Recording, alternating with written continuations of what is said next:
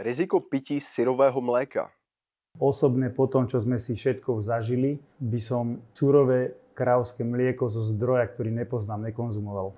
Tuto vznikajú dva tábory. Sú to zastancovia konzumácie surového mlieka, sú zastancovia pasterizácie. Zbytočne tam vznikajú nejaké konflikty, pretože si myslím, že tí, ktorí odporúčajú konzumáciu pasterizovaného, vedia, že to surové má väčšie benefity, ale tým, že je to väčšinou odborná verejnosť, tak poukazujú na všetko možné, čo môže byť zapričinené konzumáciou surového mlieka, a oni majú pravdu v prípade, že ten chovateľ nedodržuje určité hygienické štandardy. Áno. Ako fakt tie choroby sú tam v reáli. Ak ten človek, ktorý dojí tú kravu v nehygienických podmienkach, nedokáže robiť nejakú dezinfekciu alebo čistenie toho vemena, nedá mlieko do čistej nádoby, neschladí ho tak, jak ho má, je tam veľmi veľa faktorov, netestuje si to mlieko, nerobí si celkový počet mikroorganizmov, čiže vôbec netuší, že či to jeho mlieko, ktoré vyprodukoval, neobsahuje nejaké patogény. Existujú spôsoby, ako